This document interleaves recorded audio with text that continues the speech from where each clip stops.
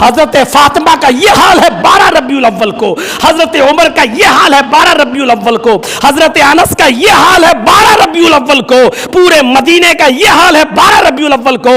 اے ہندوستان کے جاہل مسلمانوں، تمہارا کیا حال ہے 12 ربیع الاول کو؟ تمہارا کیا حال ہے 12 ربیع الاول کو؟ جس دن جناب محمد رسول اللہ کا انتقال ہوا تم جشن مناتے ہو، شرم مگر تمہیں نہیں۔ جرجس انصاری کے بیانات سننے کے لیے مولانا صاحب کے آفیشیل یوٹیوب چینل مولانا جرجس انصاری سپیچز کو سبسکرائب کریں۔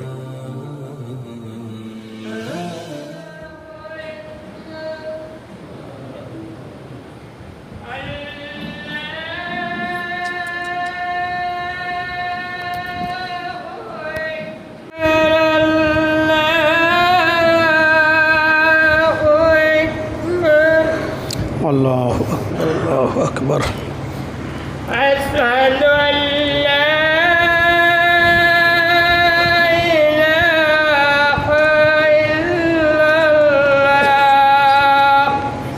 اشہد ان لا أشهد أن لا إله إلا الله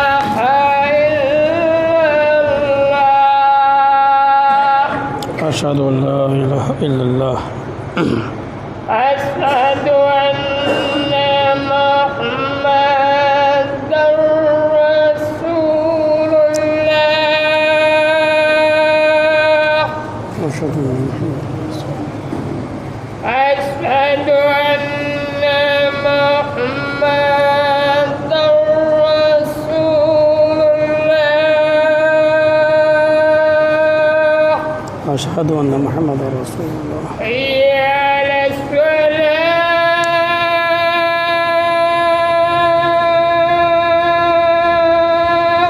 لا حول ولا قوة۔ حي على الصلاة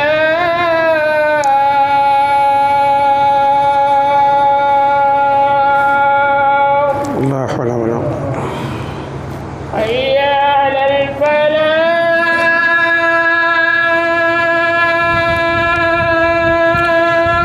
لا حول ولا قوة۔ حي على الفلاح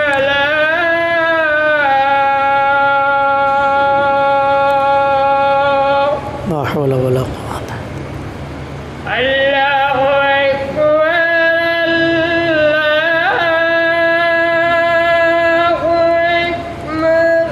الله أكبر اللہ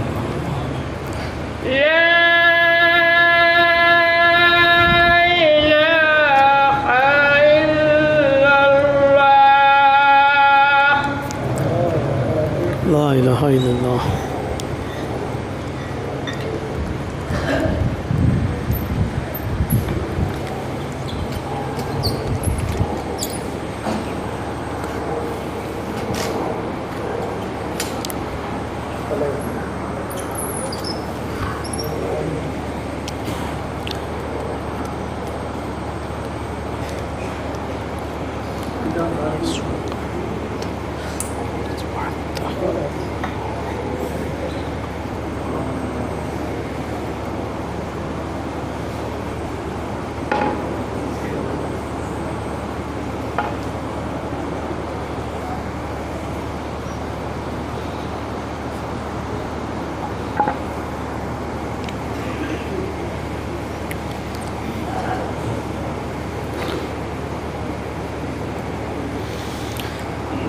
الحمد للہ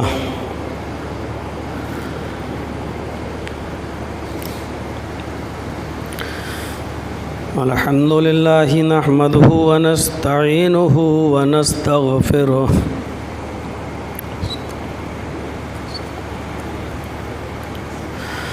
ونعوذ باللہ من شرور انفسنا ومن سیئات اعمالنا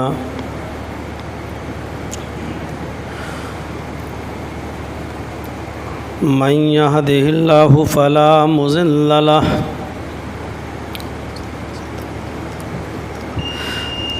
ومن يضلله فلا هادي له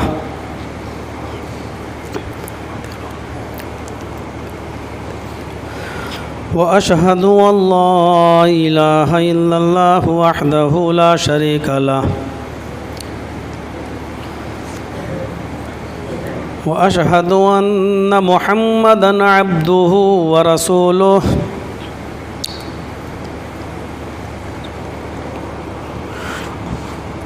أما بعد فإن خير الحديث كتاب الله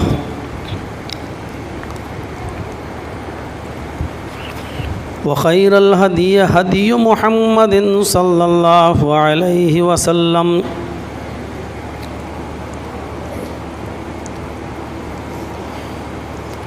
وشر الأمور محدثاتها وكل محدثة بدعة وكل بدعة ضلالة وكل ضلالة في النار أعوذ بالله من الشيطان الرجيم بسم الله الرحمن الرحيم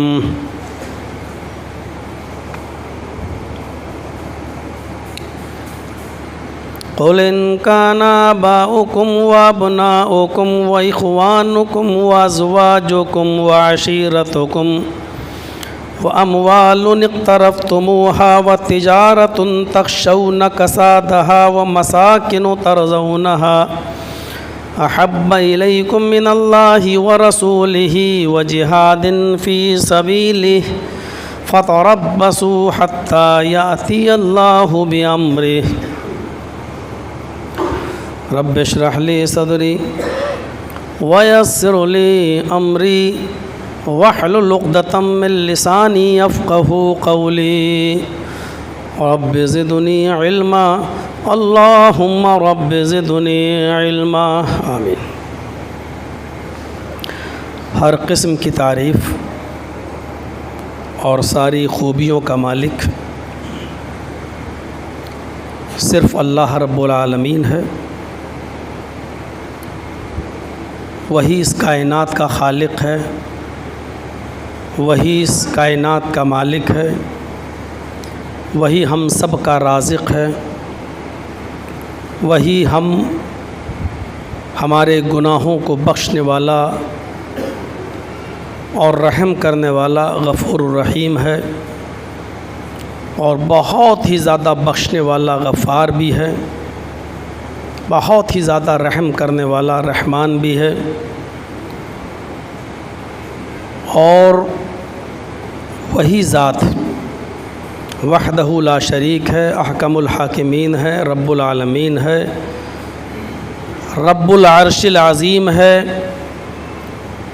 اور شارٹ میں کہہ دوں تو کائنات کی ہر شے پر قادر، علی کل شیء قدیر ہے۔ اور اسی سے ہماری یہ دعا ہے کہ الہ العالمین قیامت کی صبح تک درود و سلام کے بے شمار پھولوں کی بارش فرما، تمام پیغمبروں پر اور بالخصوص محمد عربی سید الثقلین امام الانبیاء رحمت للعالمین جناب محمد رسول اللہ صلی اللہ علیہ وسلم کی ذات گرامی پر اللہم صلی وسلم وبارک علیہ۔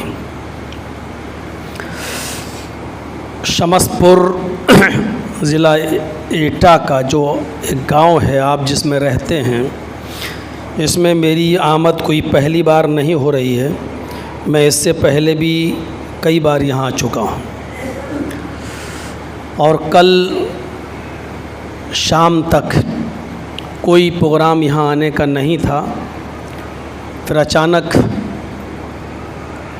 شکیل صاحب سے بات چیت ہوئی، فون پر رابطہ قائم ہوا، اور آنن فانن میں یہ طے ہوا کہ کل جمعہ کا خطبہ آپ ہماری مسجد میں دے دیں۔ ہمارے امام صاحب بھی نہیں ہیں، گھر گئے ہوئے ہیں، مجھے قنوج میں جمعہ پڑھانا تھا، خطبہ دینا تھا۔ ان لوگوں نے بھی کہا کہ مولانا اگر اگلا جمعہ ہم کو دے دیں تو زیادہ بہتر رہے گا، تو ایک راستہ بن گیا، ان کی طرف سے اجازت ہوئی اور فوراً شکیل صاحب نے لپک لیا اور ہم سے کہا کہ آپ آ جائیے اور آپ کا خطبہ یہاں ہو جائے گا۔ موقع کو غنیمت سمجھتے ہوئے آپ تک پہنچا۔ اللہ تعالی ہم سب کے یہاں بیٹھنے کو اور ایک ساتھ جمعہ کی نماز جو ادا کر رہے ہیں، اللہ رب العالمین اس کو شرف قبولیت عطا فرمائے۔ مہینہ چل رہا ہے ربیع الاول کا،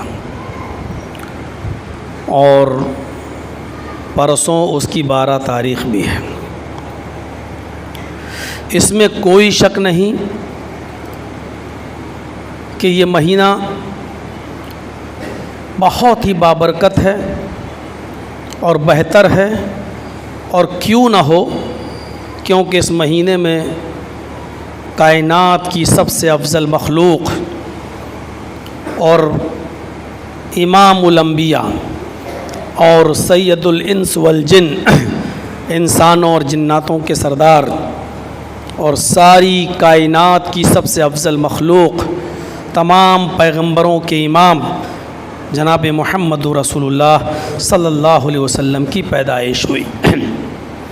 تاریخ پیدائش میں گرچہ اختلاف ہے، کچھ لوگوں نے 8 بتایا ہے، محققین کی نظر میں اور صحیح مورخین کی نظر میں 9 ربیع الاول بتائی گئی ہے، اور کچھ لوگوں نے 12 ربیع الاول کا تذکرہ بھی کیا ہے، اور بدقسمتی سے 12 ربیع الاول زیادہ مشہور ہو گئی، حالانکہ صحیح تاریخ پیدائش تحقیق کے ساتھ مورخین کی نظر میں 9 ربیع الاول ہے۔ اس مہینے کی کوئی خاص عبادت نہیں ہے کہ جو اس مہینے میں کی جائے، جیسے رمضان کے مہینے میں زیادہ سے زیادہ عبادت کرنے کا حکم دیا گیا ہے، ذی الحجہ کے پہلے عشرے میں اللہ رب العالمین، اللہ کے نبی نے زیادہ سے زیادہ تکبیریں پڑھنے کا حکم دیا ہے، روزہ رکھنے کا حکم دیا ہے، لیکن ربیع الاول کے مہینے کے تعلق سے ایسی کوئی حدیث نہیں ملتی ہے کہ اس مہینے میں اللہ کے نبی صلی اللہ علیہ وسلم نے نفلی روزے رکھنے کا حکم دیا ہو زیادہ سے زیادہ، یا کثرت سے نمازیں پڑھنے کا حکم دیا ہو، یا تکبیر و تحمید کا حکم دیا ہو۔ ایسی کوئی چیز ہمیں شریعت سے نہیں ملتی ہے۔ بدقسمتی یہ ہے کہ ہمارے یہاں جہالت نے جو قدم رکھا ہے وہ اتنا بڑا قدم اٹھا لیا ہے کہ وہ جہالت کی بنیاد پر لوگوں کی دیکھا دیکھی اور غیروں کی دیکھا دیکھی انہوں نے اس مہینے کے اندر محمد رسول اللہ صلی اللہ علیہ وسلم کا میلاد، تاریخ ولادت منانا شروع کر دیا۔ یہ سب سے بڑا المیہ ہے۔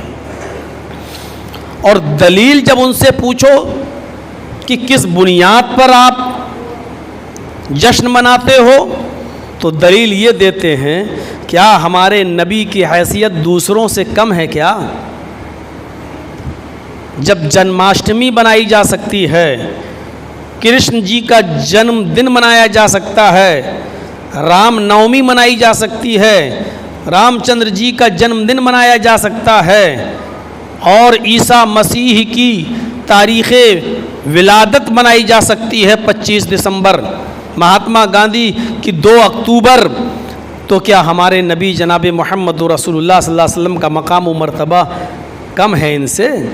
ہم ان کا کیوں نہیں منائیں؟ پوچھی جا رہی ہے ان سے دلیل کہ آپ قرآن کی کس آیت سے یہ استدلال کرتے ہیں کہ ہم نبی اکرم کا جشن منائیں اور تاریخ ولادت منائیں؟ کوئی حدیث پیش کیجئے، کسی صحابی کا عمل دکھائیے۔ لیکن افسوس یہ ہے کہ وہ دلیل میں نہ قرآن کی کوئی آیت پیش کرتے ہیں نہ کوئی حدیث پیش کرتے ہیں، بلکہ یہ کہتے ہیں کہ ان کا منایا گیا، ان کا منایا جاتا ہے، ان کا منایا جاتا ہے، ان کا منایا جاتا ہے، تو کیا ہمارے نبی جناب محمد رسول اللہ کا ہم منائیں گے تو کیا جرم ہوگا؟ میرے پیارے ساتھیوں، رسول سے محبت کا کوئی انکار نہیں کرتا ہے، ہونی بھی چاہیے، بلکہ میں یہ کہوں کہ جس مسلمان کے دل میں نبی کی محبت نہیں ہے وہ مسلمان ہو ہی نہیں سکتا، اور اتنی محبت ہونی چاہیے نبی اکرم صلی اللہ علیہ وسلم کی کہ حضرت انس اس حدیث کے راوی ہیں، فرماتے ہیں کہ نبی اکرم صلی اللہ علیہ وسلم نے فرمایا لا یؤمن احدکم حتی اکون احب الیہ من والدہ وولدہ والناس اجمعین.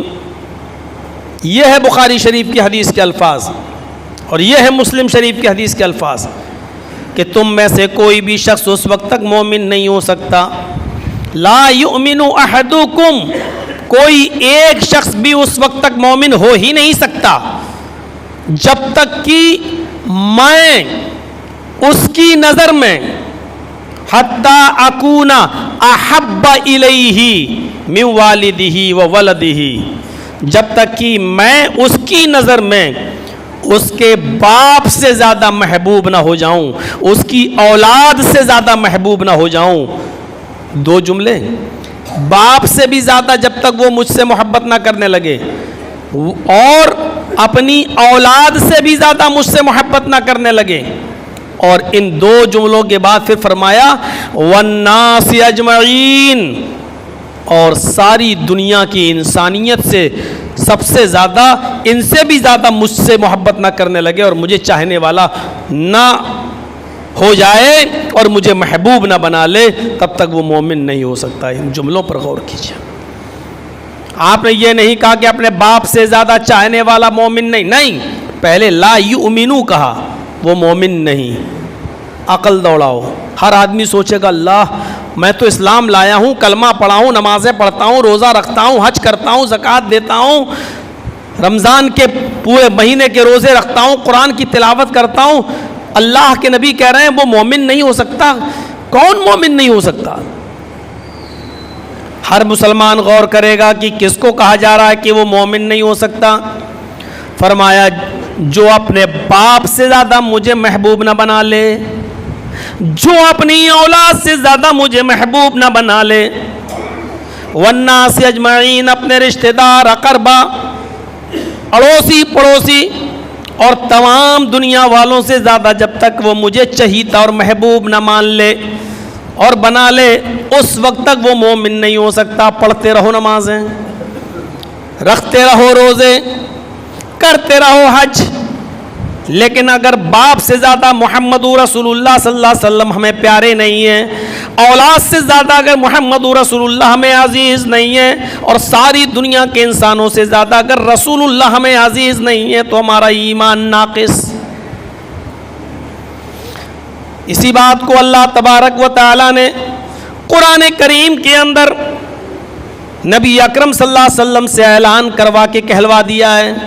آئے نبی کہہ دو، لو نبی سے کہلوایا، کہہ دو، اناؤنسمنٹ کر دو، اعلان کر دو.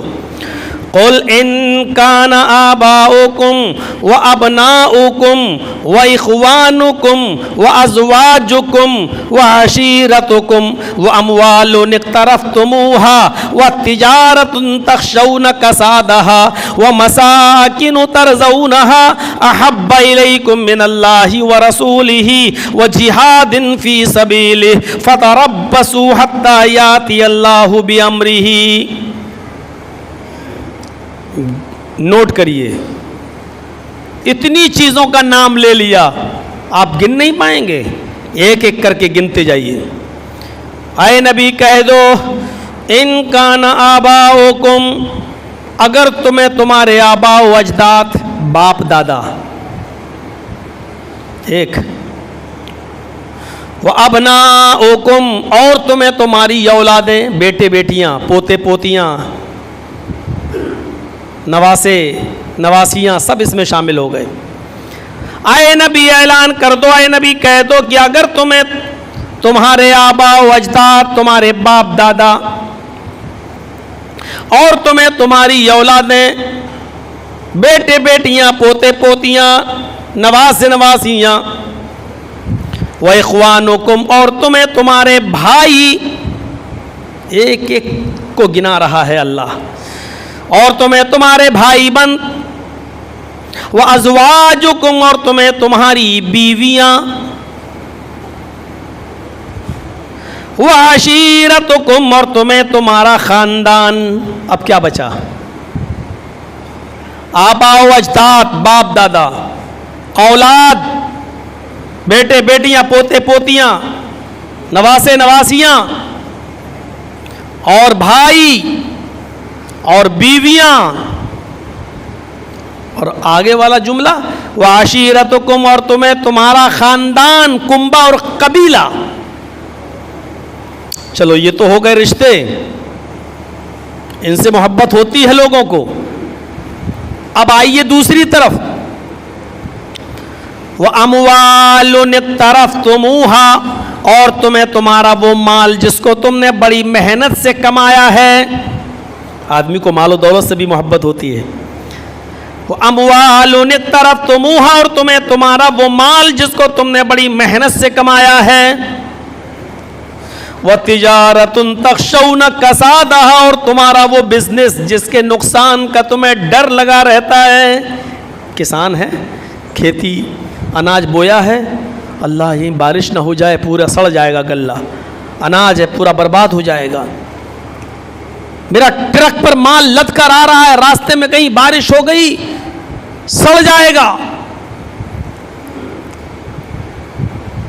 وہ بزنس، وہ تجارت جس کے نقصان کا تمہیں ڈر لگا رہتا ہے. تخشون کسادہ،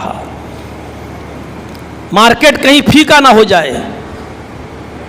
ابھی اچھا مال بک رہا ہے بازار میں، 10 دن کے بعد کہیں ریٹ گھٹ نہ جائیں، کہیں ہمیں لاس نہ ہو جائے، نقصان نہ ہو جائے. اوفو، اللہ نے کیسی نبض پکڑی ہے، ایک ایک چیز کو گنا ڈالا. وَأَمْوَالٌ اقْتَرَفْتُمُوهَا وَتِجَارَةٌ تَخْشَوْنَ كَسَادَهَا، اور تمہیں تمہارے وہ مال جس کو تم نے بڑی محنت سے کمایا ہے، اور وہ بزنس، وہ تجارت جس کے نقصان کا تمہیں ڈر لگا رہتا ہے. وَمَسَاكِنُ تَرْضَوْنَهَا، اور تمہاری وہ بلڈنگیں، تمہارے وہ گھر، تمہارے وہ بنگلے، تمہارے وہ مکانات جس میں رہ کر تم خوش ہوتے ہو، جس میں رہ کر تم داد عیش لیتے ہو، جہاں تم ٹھنڈی ٹھنڈی سانس لیتے ہو، کولر کی ہواؤں میں اور اے سی کی ہواؤں میں رہتے ہو. وَمَسَاكِنُ تَرْضَوْنَهَا، تمہیں تمہارے مکانات جو تمہیں خوش کر دیتے ہیں، جن میں تم راضی ہو، بڑی بڑی بلڈنگیں جس میں تم رہ کر خوشیاں حاصل کرتے ہو. اگر ان تمام چیزوں کی محبت احب الی اللہ ورسولہ، احب الیکم من اللہ ورسولہ، اگر ان تمام چیزوں کی محبت تمہارے نزدیک اللہ اور اس کے رسول سے زیادہ ہے، کیا بات کہی اللہ نے، احب الیکم من اللہ ورسولہ، اگر ان تمام چیزوں کی محبت زیادہ ہے، اللہ اور اس کے رسول کی محبت کم ہے. اگر ان چیزوں کی محبت اللہ اور اس کے رسول سے زیادہ ہے، وَجِهَادٍ فِي سَبِيلِهِ، اور اللہ کے راستے میں جہاد کرنے سے زیادہ ان تمام چیزوں کی محبت ہے، فَتَرَبَّصُوا حَتَّى يَأْتِيَ اللَّهُ بِأَمْرِهِ، تو اللہ کی طرف سے انتظار کرو کسی آ جانے والے عذاب کا، اللہ کی طرف سے آ جانے والے سخت عذاب کا انتظار کرو. فَتَرَبَّصُوا، انتظار کرو، ٹھہرو، انتظار کرو، حتیٰ یاتی اللہ بامرہ، کہیں اللہ کا عذاب نازل نہ ہو جائے. اس آیت نے کلیئر کر دیا کہ باپ سے محبت ہونی چاہیے لیکن اللہ اور اس کے رسول سے کم. اولاد سے محبت ہونی چاہیے، یہ نہیں کہا کہ نہیں کرو، کرو.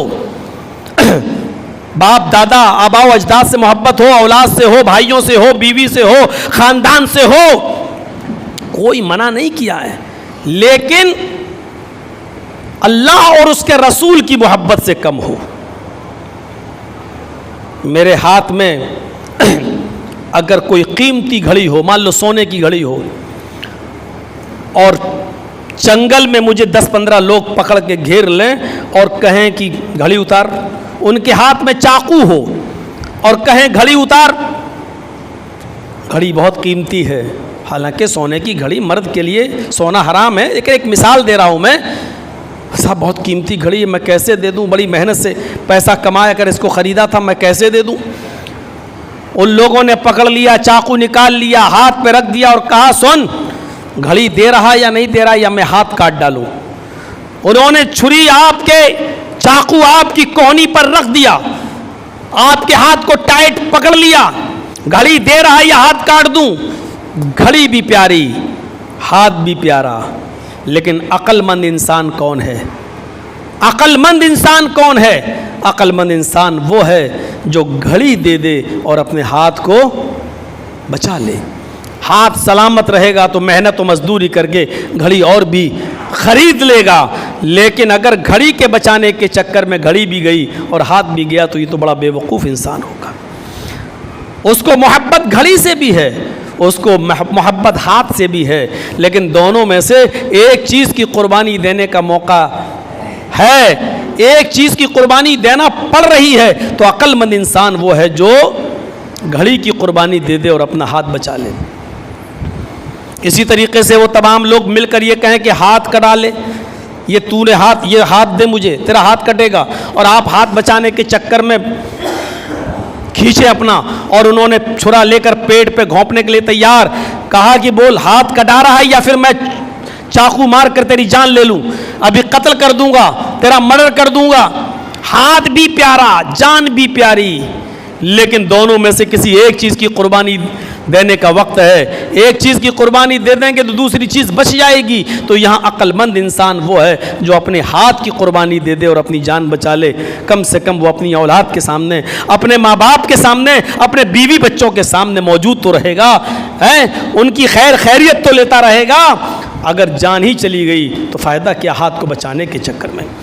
فرمایا کہ باپ سے محبت ہو, آبا و اجداد سے بھی ہو, اولاد سے بھی ہو, بھائیوں سے بھی ہو, بیویوں سے بھی ہو, خاندان سے بھی ہو, مال سے بھی محبت ہو, تجارت سے بھی محبت کرو, بزنس کرو, مکان سے بھی محبت کرو, لیکن اتنی محبت نہیں کہ جب قربانی دینے کا موقع آ جائے اللہ اور اس کے رسول کی محبت کو قربان کر دو. نہیں, جب قربانی دینے کا موقع آئے تو ماں باپ کی قربانی, آبا و اجداد کی قربانی, بھائیوں کی قربانی, بیٹوں کی قربانی دے دینا, مال و دولت کی قربانی دے دینا, مکان کی قربانی دے دینا, بزنس کی قربانی دے دینا, لیکن میرے پیارے ساتھیوں اللہ اور اس کے رسول کی محبت کو قربان مت ہونے دینا. یہ ہے محبت کا معیار.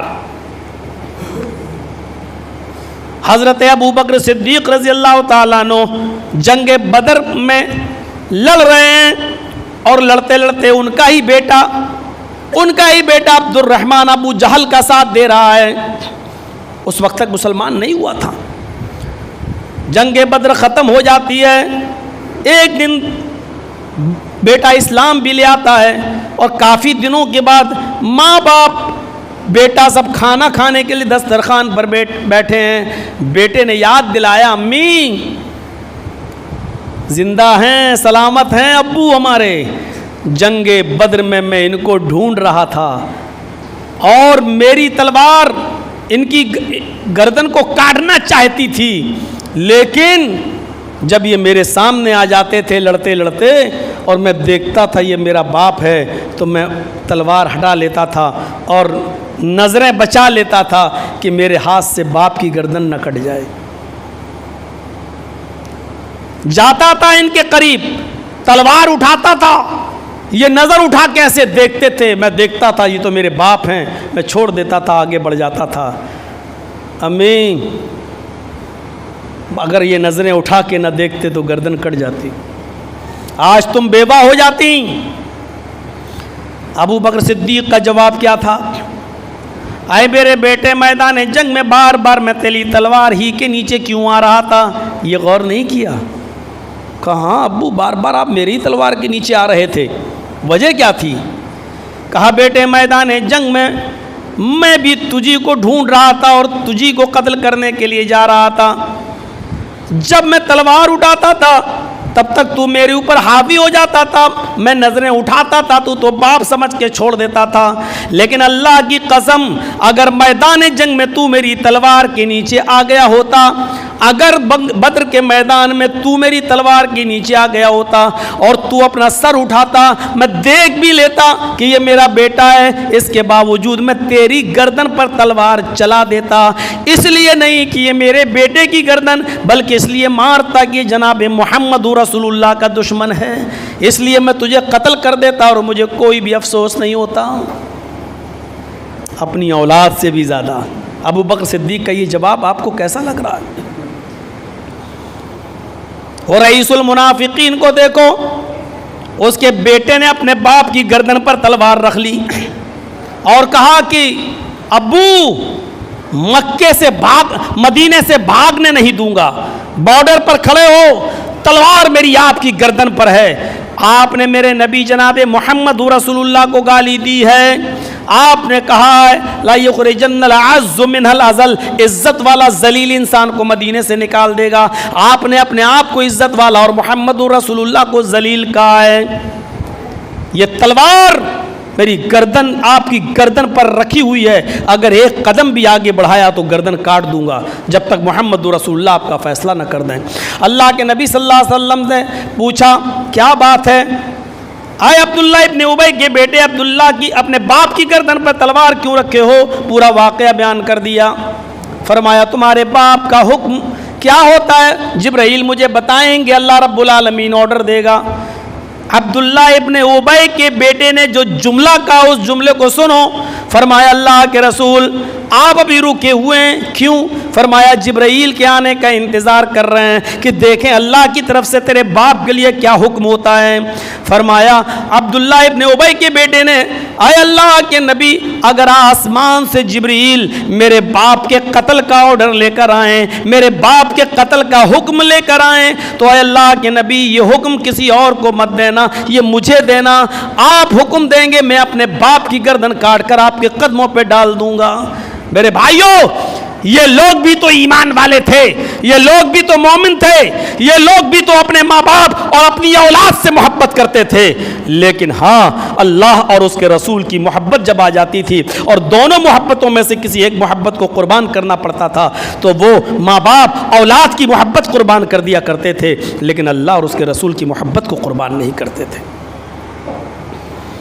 یہ کون سی محبت ہے جو سمجھ میں نہیں آتی؟ وہ نبی کہہ رہے ہیں الصلاۃ قرۃ عینی، نماز میری آنکھوں کی ٹھنڈک ہے، نماز میری آنکھوں کی ٹھنڈک ہے، اور یہ بیچارے جشن منا رہے ہیں، چراغاں کر رہے ہیں، ڈھول بجا رہے ہیں اور ڈی جے بج رہے ہیں، گانے بھی بجائے جا رہے ہیں، اور بدبختوں نے ایسی انسلٹ کی ہے محمد رسول اللہ صلی اللہ علیہ وسلم کی عزت کا جنازہ نکالا کہ ابھی پاکستان کے اندر 20 کلو کا ایک کیک بنایا گیا ہے، 20 کلو کا ایک کیک بنایا گیا ہے اور اس کیک کے اوپر محمد لکھا گیا ہے۔ 20 کلو کا ایک کیک اور اس کیک کے اوپر محمد لکھا ہوا ہے، پورے کیک پر محمد، اور 12 ربیع الاول کو وہ کیک کاٹا جائے گا۔ ان کے کلیجے کیسے برداشت کر لیتے ہیں کہ اپنی چھری سے لفظ محمد کو کاٹا جائے؟ کیک پر محمد لکھا ہے اور اس کو کاٹا جائے گا اور وہ کیک اپنے یاروں دوستوں کو کھلایا جائے گا، جیسے ہم لوگ ہیپی برتھ ڈے ٹو یو اپنے بچوں کی جشن برتھ ڈے مناتے وقت کہتے ہیں۔ میرے بھائیوں اس وقت یہی ہوگا، محمد کے نام پر چھری چلے گی، وہ محمد کا نام، وہ محمد رسول اللہ کا نام، کہ جب اللہ کے نبی نے علی سے کہا اے علی یہ کافروں کا سردار قریش سہیل کہہ رہا ہے کہ ہم آپ کو رسول اللہ مانتے ہی نہیں ہیں، اس لفظ کو کاٹو۔ اے علی کاٹ دو، میں رسول اللہ بھی ہوں اور عبداللہ کا بیٹا بھی ہوں، یہ مجھے رسول اللہ نہیں مانتا تو کیا ہوا؟ کاٹ دو رسول اللہ۔ تو حضرت علی رضی اللہ تعالیٰ عنہ نے اس قلم کو لے کر واپس کر دیا تھا اور کیا کہا تھا؟ اللہ کے نبی اللہ نے آپ کو رسول بنا کر بھیجا ہے، میرے اندر اتنی ہمت نہیں ہے کہ میں لفظ رسول اللہ کو اپنے ہاتھ سے کاٹ سکوں۔ وہاں حکم دے رہے نبی کہ کاٹ دو، اور حضرت علی کہہ رہے ہیں کہ میرے اندر اتنی ہمت نہیں ہے کہ میں آپ کے نام کو کاٹ سکوں۔ اور یہ بغیرت بے 20-20 اور 25-25 کلو کا کیک بنا کر اس پر محمد لکھتے ہیں اور محمد لکھنے کے بعد اس پر چھری بھی چلا دیتے ہیں اور پھر دعویٰ ہے عشق رسول کا، عاشق رسول کا۔ یہ محبت کا معیار ہے۔ یہاں اذان کی آواز آ رہی ہے، حی علی الصلاۃ، نبی کا فرمان ہے الصلاۃ قرۃ عینی، نماز میری آنکھوں کی ٹھنڈک ہے، اور یہ بیچارے ڈی جے بجا رہے ہیں، نماز مسجد کی کوئی پرواہ نہیں اور کوئی فکر نہیں۔ یہ کون سی محبت کا معیار ہے؟ ابو داؤد کتاب الجہاد کے الفاظ ہیں کہ ایک صحابی نبی اکرم صلی اللہ علیہ وسلم کی مجلس میں بیٹھے تھے اور وہاں نبی اکرم درس دے رہے تھے، واعظ و نصیحت کر رہے تھے۔ اس کو سن کر جب یہ گھر آئے تو ان کی بیوی جو پیٹ میں بچہ تھا کہنے لگی، ہر وقت محمد کی بکواس سنتے رہتے ہو، اتنا ٹائم تم اس مسجد میں لگا دیتے ہو اور محمد کی باتوں میں لگا دیتے ہو کہ تمہیں پکنے اور کھانے کی کوئی فکر نہیں ہوتی، بچوں کی کوئی فکر نہیں ہوتی، تم محمد کی بکواس سنتے رہتے ہو۔ بیوی نے یہ جملے کہے۔ ابو داؤد اٹھاؤ کتاب الجہاد چیپٹر کھولو، وہ صحابی کہتے ہیں جب اس نے نبی اکرم صلی اللہ علیہ وسلم کی شان میں گستاخی کرنا شروع کر دیا اور الٹا سیدھا بولنا شروع کر دیا، کہتے ہیں کہ میری نظر گھر کے آنگن میں پڑی، ایک کھنجر میری نظر کے سامنے آیا، میں نے اس کھنجر کو اٹھایا اور میں نے بڑبڑانے والی، بکواس کرنے والی، نبی کی شان میں الٹا سیدھا بولنے والی اپنی بیوی کے پیٹ میں پورا کا پورا کھنجر داخل کر دیا۔ وہ پیٹ کا بچہ تھا زمین پر آ گیا، تڑپ تڑپ کر وہ بچہ تھوڑی ہی دیر میں مر گیا اور بیوی بھی اس کی تھوڑی دیر میں تڑپ تڑپ کر ٹھنڈی ہو گئی۔ اس کے بعد وہ کھنجر لے کر جناب محمد رسول اللہ کے پاس گیا اور اپنے جرم کا اقرار کر لیا، اے اللہ کے نبی میں نے اپنی بیوی کا قتل کیا ہے، میں نے اپنی بیوی کو مارا ہے۔ اللہ کے نبی صلی اللہ علیہ وسلم نے کہا پوری بات بتاؤ۔ اس نے کہا اے اللہ کے نبی میری بیوی تھی، بہت ہی زیادہ آپ کو الٹا سیدھا بولتی تھی، لی منہا ابنان، میری بیوی سے 2 چھوٹے چھوٹے بچے بھی ہیں میرے جو پہلے سے پیدا ہیں، 2 بچے بھی ہیں، 2 بیٹے بھی ہیں، مثل اللؤلؤین، بہت خوبصورت بالکل موتیوں کی طرح ہیں، بہت خوبصورت بالکل موتیوں کی طرح ہیں، بہت خوبصورت ہیں، ابھی بھی ہیں، اور ایک بچہ پیٹ کے اندر تھا۔ اے اللہ کے نبی جب میں آپ کا درس سن کر گیا تو وہ آپ کو گالیاں دے رہی تھی، الٹا سیدھا بول رہی تھی اور کہہ رہی تھی کہ محمد کی بکواس سنتے رہتے ہو، فالتو تمہارے پاس وقت ہے، تمہیں اپنے بچوں کی فکر نہیں ہے، محمد کی بکواس میں لگے رہتے ہو۔ بس یہ بدتمیزی میں برداشت نہیں کر سکا، آپ کی محبت میرے دل میں اتنی تھی کہ پھر میں نے اپنے بیٹوں کی ماں اپنی بیوی کا چہرہ بھی دیکھنا گوارا نہیں کیا، کھنجر رکھا ہوا تھا اور میں نے اپنی بیوی کے پیٹ میں وہ کھنجر مار دیا اور اس کو قتل کر دیا۔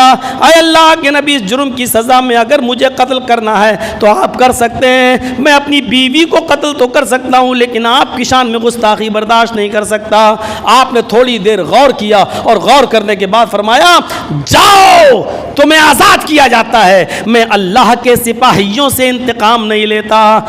دنیا یہ حدیث یہ بتلاتی ہے کہ ہر کسی سے بدلہ لیا جائے گا، لیکن اگر کوئی نبی کی شان میں گستاخی کرے اور جناب محمد رسول اللہ کو گالی دے تو اس کی ایک ہی سزا ہے، اس دنیا میں اس کو زندہ رہنے کا حق نہیں ہے۔ اسلام میں یہی سزا ہے۔ میں اسلام کے میں سزا کی بات کر رہا ہوں، ہندوستان کے لا اور قانون کی بات نہیں کر رہا ہوں، اس لیے توڑ مروڑ کر اس کو پیش نہ کیا جائے۔ میرے پیارے ساتھیوں غور کرو کہ کون سی محبت تھی یہ۔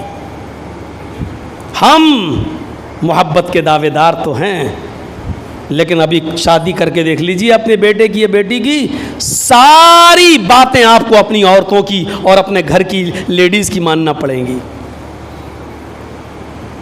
لڑکے کو دیکھنے کا مسئلہ آئے، لڑکی کو دیکھنے کا مسئلہ آئے، پھر پکا کرنے کا مسئلہ آئے، پھر منگنی کا مسئلہ آئے، پھر انگوٹھی پہنانے کا مسئلہ آئے، پھر بارات کا مسئلہ آئے، پھر جہیز کا مسئلہ آئے، آپ کی چل ہی نہیں سکتی ہے، جو کچھ بھی چلے گی وہ آپ کے گھر کی عورتوں کی چلے گی۔ اور محبت رسول کے دعوے دار ایک طرف कैफ रखे रहेंगे, अपने बेटे और बेटियों और बीवियों की मोहब्बत से लाचार और मजबूर होकर बेचारे अपने घर के कोने में बैठे रहेंगे, इनकी कुछ नहीं चलेगी। आप बारात का सिस्टम ख़त्म नहीं कर सकते हैं और दावा करते हैं मोहम्मद रसूलुल्लाह से मोहब्बत का। आप जहेज का चलन अपने मुआशरे से ख़त्म नहीं कर सकते हैं और दावा करते हैं रसूलुल्लाह से मोहब्बत का। आप अंगनी मंगनी की रस्म ख़त्म नहीं कर सकते हैं। अब तो एक और सिस्टम चलने लगा, दिन तारीख। लड़की वाले के यहाँ जाकर चंद लोग तारीख लेने जाते हैं, लड़की वाले तारीख देंगे और जितने ये किराए के टट्टू जाते हैं इन सबको गिफ्ट और दिया जाता है। आप आए हैं तो एक एक गिफ्ट और दिया जाए।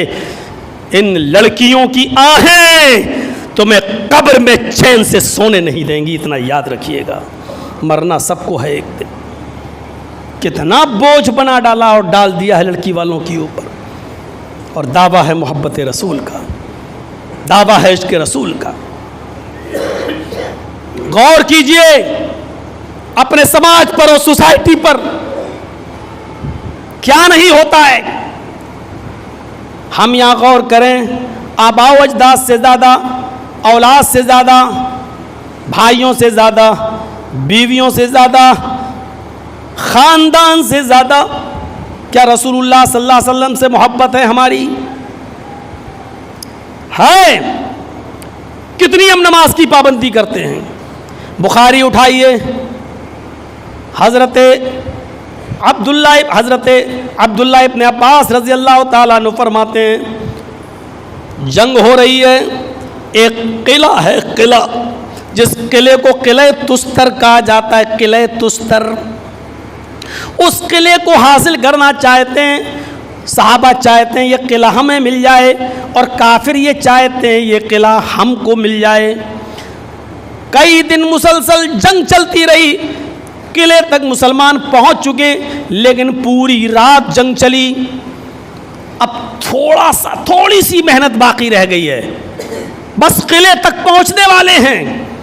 फजर की नमाज का वक्त हो जाता है। नौजवानों सुनो,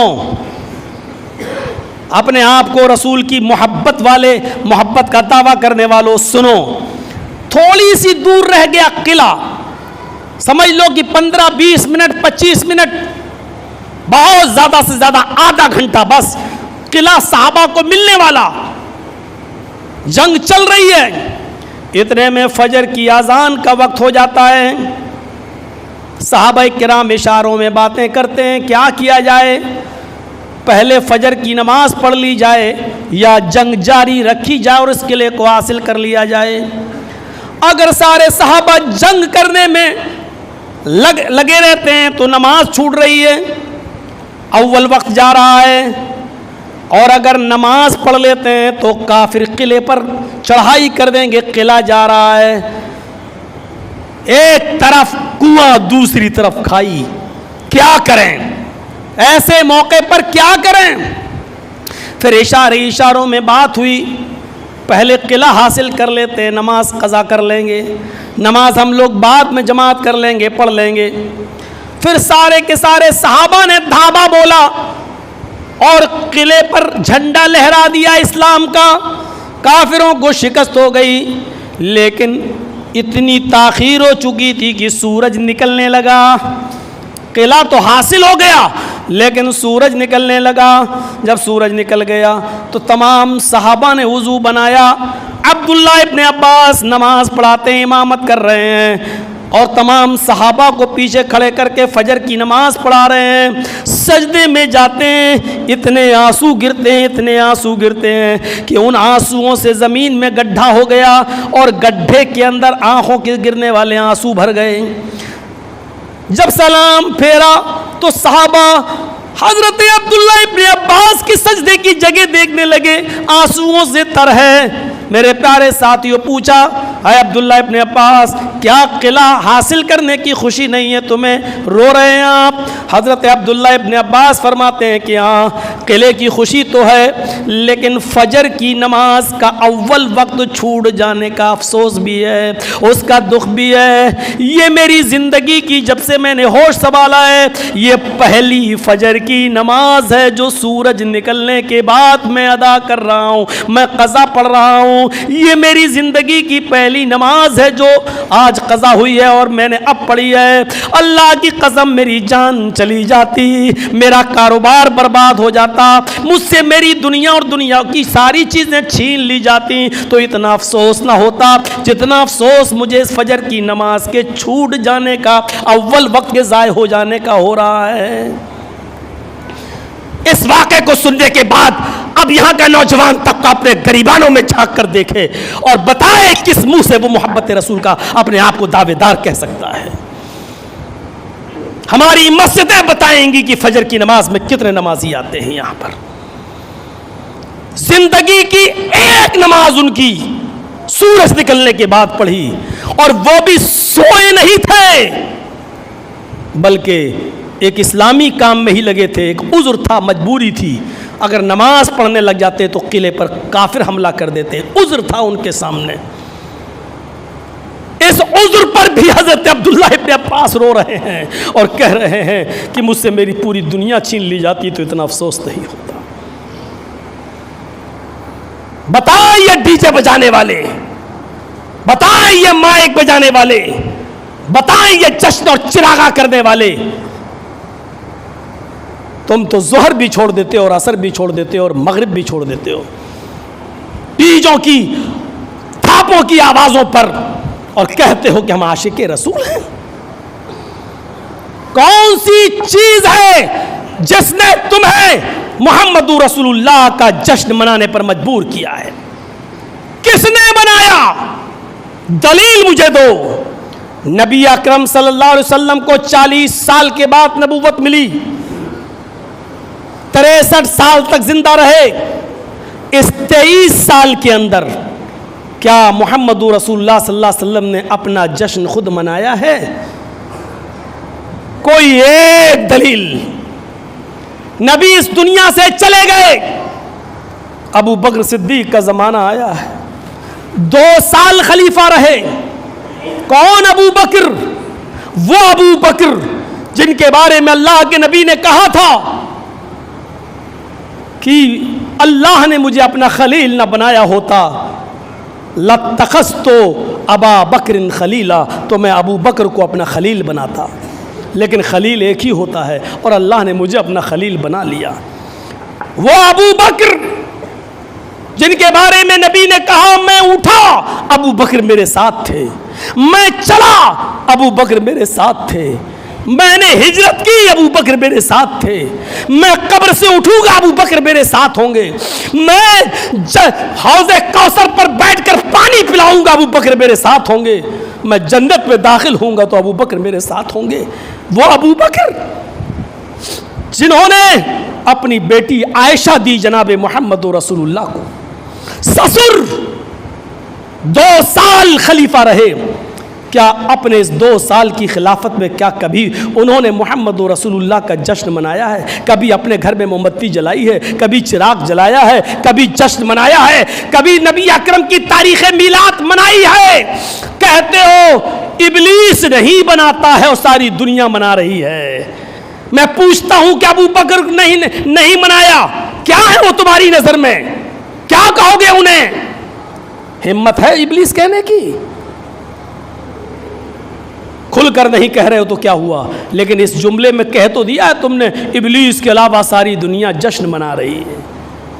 تم سمجھتے ہو کہ صرف یہ وہابی یہ اہل حدیث جشن نہیں مناتے، یہ ابلیس ہیں؟ ابو بکر نے جشن نہیں منایا، کیا کہو گے ان کو؟ ابو بکر کے بعد حضرت عمر فاروق کا زمانہ آیا، جانتے ہو کتنے سال خلافت کی حضرت عمر فاروق نے؟ 10 سال۔ 10 سال میں 10 مرتبہ ربیع الاول تاریخ آئی، ربیع الاول کی کتنی بار؟ 10 بار۔ کون عمر؟ وہ عمر جن کے بارے میں اللہ کے نبی نے کہا تھا لو کان بعدی نبی لکان عمر، اگر میرے بعد کوئی نبی ہوتا تو عمر نبی ہوتے۔ وہ عمر جن کے بارے میں اللہ کے نبی نے کہا تھا کہ عمر تم جنتی ہو. 10 سال تک خلیفہ رہے. 10 بار 12 تاریخ آئی ربیع الاول کی. کیا حضرت عمر فاروق نے جشن منایا؟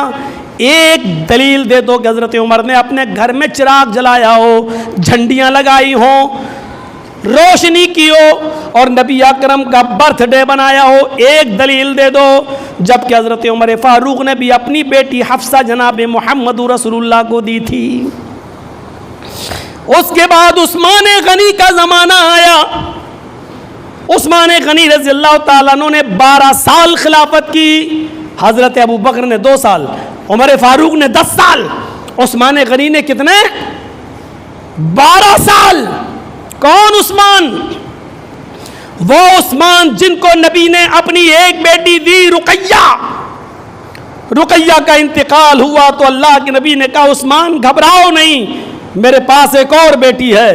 آپ نے دوسری بیٹی بھی دی, ام کلثوم. اور کہا جانے لگا ذوالنورین, 2 نور والے. ام کلثوم کا بھی انتقال ہوا. عثمان رونے لگے. نبی اکرم بھی فرط محبت اور غم میں رو رہے تھے, لیکن کہہ رہے تھے عثمان اتنا کلیجہ تم نے ٹھنڈا کیا ہے میرا, اتنا کلیجہ ٹھنڈا کیا ہے میرا کہ میری پہلی بیٹی رقیہ انتقال کر گئی, دوسری بیٹی ام کلثوم بھی انتقال کر گئی. اے عثمان, میرے پاس اب تیسری بیٹی نہیں ہے. کعبے کے رب کی قسم جس کے قبضے میں میری جان ہے, اگر محمد کے پاس 40 بیٹیاں بھی ہوتی اور ایک ایک کر کے ختم ہوتی جاتی تو محمد ایک ایک کر کے 40 بیٹیاں تیرے نکاح میں دے دیتا. اتنا نبی محبت کرتے تھے عثمان سے, اور عثمان نے اتنا دل جیتا تھا نبی کا کہ اللہ کے رسول کہہ رہے تھے کہ 40 بیٹیاں ہوتی تو 40 بھی میں تمہیں دے دیتا. عثمان غنی نے 12 مرتبہ ربیع الاول کا مہینہ ان کے سامنے آیا اور 12 مرتبہ 12 تاریخ آئی. کیا کبھی جشن منایا؟ کبھی اپنے گھر میں جھنڈیاں لگائیں؟ کبھی چراغا کیا؟ کبھی روشنی کی؟ جواب ہے ہی نہیں تمہارے پاس, نہیں دے سکتے ہو قیامت کی صبح تک. اس کے بعد حضرت علی کا زمانہ آیا. 5.25 سال خلیفہ رہے, اس کے بعد شہید کر دیے گئے. 5.25 سال میں 5 بار نہ صحیح تو 4 بار تو کم سے کم ربیع الاول کی 12 تاریخ آئی. حضرت علی کو بھی نبی اکرم نے بیٹی دی تھی فاطمہ. حضرت علی کو علم کا دروازہ کہا تھا, حضرت علی کو شیر خدا کا لقب ملا تھا. ذرا غور کرو, کیا حضرت علی رضی اللہ تعالیٰ عنہ نے کبھی چراغا کیا؟ کبھی جشن منایا؟ نہیں. تمہیں معلوم ہے 12 تاریخ کو نہ ابو بکر نے منایا, نہ عمر نے, نہ عثمان نے, نہ علی نے رضی اللہ عنہم, بلکہ 12 تاریخ کو کیا ہوا اگر یہ سن لوگے اور دل میں اتار لوگے تو کبھی 12 ربیع الاول کا جشن منانے کی جرات نہیں کرو گے. میرے بھائیوں, 12 ربیع الاول کو کائنات کو چمکانے والا سورج ہمیشہ کے لیے غروب ہو گیا. 12 ربیع الاول کو تو محمد رسول اللہ اس دنیا سے چل بسے. حضرت عمر کو یقین ہی نہیں ہو رہا تھا کہ آج اللہ کے نبی کا انتقال ہو گیا. کہہ رہے تھے اگر کسی نے کہہ دیا نبی کا انتقال ہو گیا تو اس کی گردن اڑا دوں گا. ابو بکر نے سنبھالا اور فرمایا اے عمر, اللہ تعالیٰ میرے نبی پر 2 موتیں نہیں دے گا, جو موت آنی تھی وہ آ چکی ہے. کیا تم نے قرآن نہیں پڑھا؟ انک میت و انہم میتون, اے نبی آپ کو بھی موت آئے گی اور دنیا والوں کو بھی موت آئے گی. حضرت عمر فرماتے ہیں جب عمر ہمیں سمجھا رہے تھے اور قرآن کی آیت پڑھ رہے تھے تو مجھے ایسا لگ رہا تھا جیسے قرآن کی آیتیں آج ہی نازل ہو رہی ہیں, اس سے پہلے کبھی آیتیں نازل نہیں ہوئی, ایسا لگ رہا تھا. اور تھوڑی دیر کے بعد کہتے ہیں ابو بکر تم صحیح کہہ رہے ہو. یہ تھا 12 ربیع الاول کو کہ عمر کو اپنا ہوش نہیں ہے, کیونکہ آج دنیا کو چمکانے والا سورج ہمیشہ کے لیے غروب ہو گیا ہے. حضرت انس فرماتے ہیں کہ مدینے کے اندر جس دن جناب محمد رسول اللہ کا انتقال ہوا ہے, میں نے دونوں زمانے دیکھے. جب مکہ سے ہجرت کر کے آپ مدینے آئے जिस दिन अल्लाह के नबी मक्के से मदीना आए उससे ज़्यादा खुशी का दिन मैंने कोई नहीं देखा, उससे ज़्यादा अच्छा दिन मैंने आज तक नहीं देखा, उससे बड़ा खुशी का दिन मेरी नज़र में कोई नहीं था।